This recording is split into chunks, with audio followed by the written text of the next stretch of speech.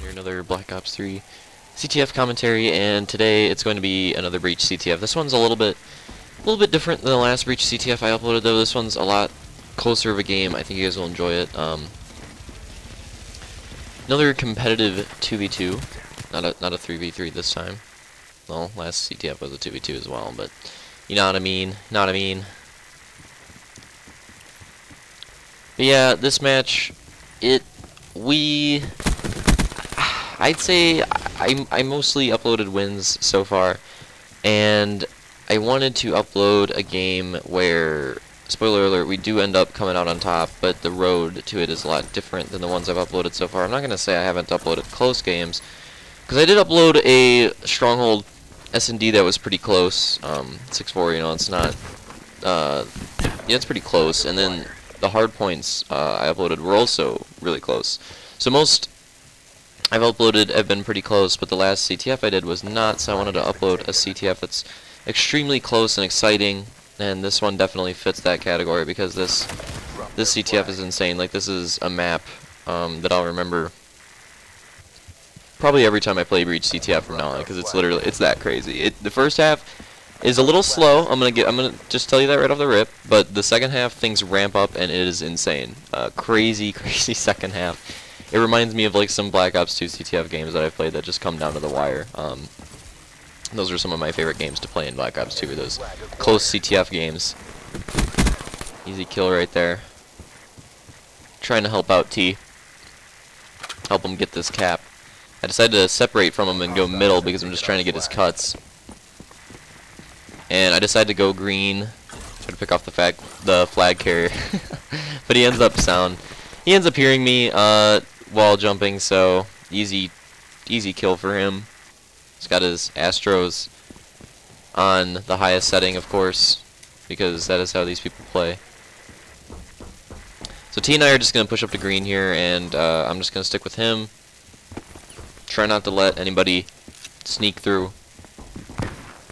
That was a dumb decision right there. I don't know what I was trying to do with the concussion. You'll see I don't play for about 5 minutes in this map.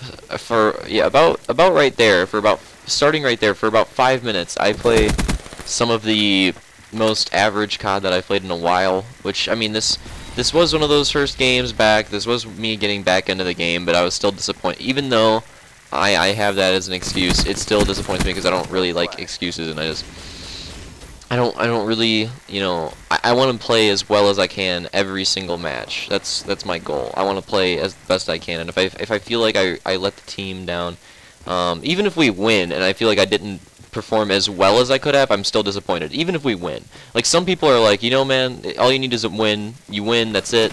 That's all that matters. But I'm not like that. If I win and I don't play well myself, I'm like, you know, I didn't contribute anything to that win. I need to work on that map, so next time we play it, I can really contribute to the win. And if my teammates are having an off game, I can pick it up for them. That's always been my philosophy. I know not everybody thinks that way, but that's just the way I've always been on it. I actually do make a nice play here, though. The stun was a good idea, it didn't work out, but the shots and the movement right there were spot on. T's unfortunately not able to cap it, and they pull the flag out, and you'll see we get juked out super hard right here, like bad juked out. I'm just trying to find the flag guy, and things are just not going well. I think I see the Slayer, and here I decide to play sneak. I'm like, you know, I'm just gonna try to kill the flag guy, and boom, I kill him at the perfect time, easy re, and then that guy falls off the map somehow. I have no idea how he did that. Maybe he was trying to chase the flag. So here I'm going to go into lab. Just pre-aim up. Trying to figure out where they are. I hear somebody, and it might have been T. I thought it was an enemy, though. And then here I'm going to end up getting picked off. There ended up being a dude there. And T was able to get an easy trade. And as you can see, we're going to go into another stalemate. This first half was just stalemate, stalemate, stalemate, stalemate. Which kind of frustrates me. That's one of my least favorite things about CTF. I love the game of CTF. Trust me, I love the game mode. It's probably my favorite game mode next to uplink / Ricochet from Halo in any game of all time. Because uplink and Halo's Ricochet are easily my favorite game types I've ever played in any game. I love the combination of, it's basically like basketball with an FPS, and I love that because basketball is already a very complex sport that I think gets a lot less credit than it deserves for how complex and intricate it actually is. Bad play right there. I mentioned this in a previous video. When you stun somebody and they know where you are, just pre-aim the corner. This ain't AW. Don't try to hit them with the movement. Just pre-aim, get the kill. Something that at this time I was still adjusting to. But yeah, I think basketball does not get enough credit it deserves for how intricate it actually is, and I think that Uplink and Ricochet have really reflected how complex and full of skill that these ball game types are. And it looks like they're going to get their first cap here. T got picked off, and then they have a rally, so this is a very, very bad situation for us. T should be able to, yep, easy trade for T right there, and he should be able to get this flag out as well.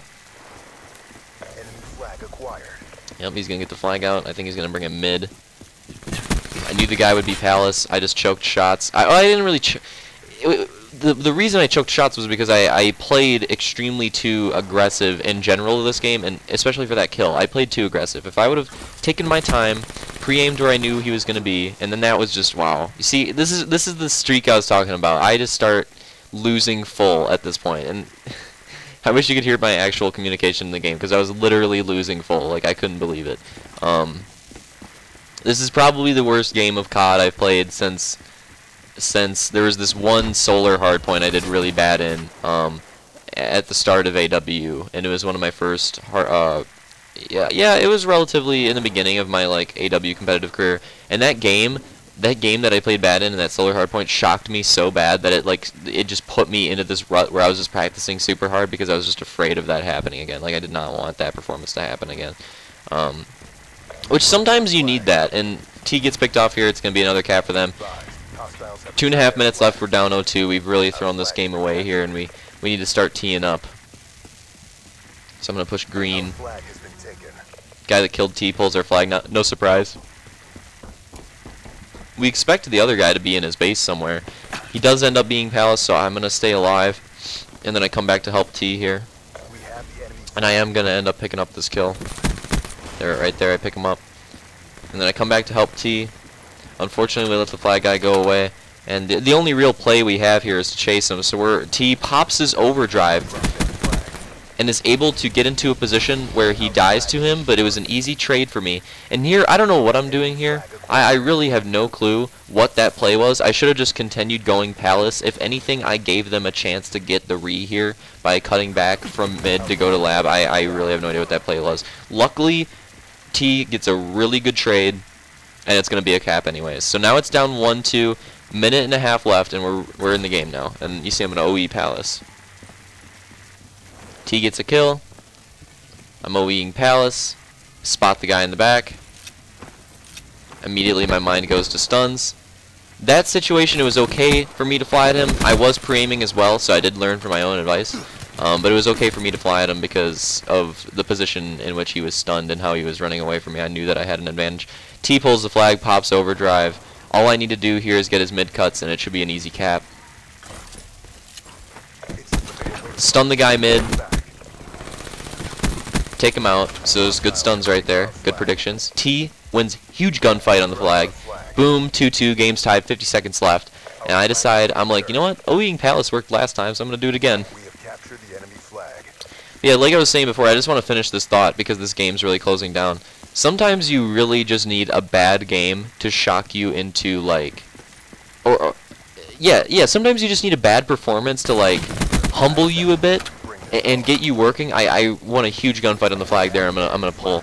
But yeah, sometimes that's really what you need as a competitor. Sometimes you need a loss to show that you need to work harder, and sometimes that loss snaps you back into shape and gets you to a position where you never would have been before if you hadn't had that loss. So sometimes, you know, losing is learning. I truly believe that philosophy.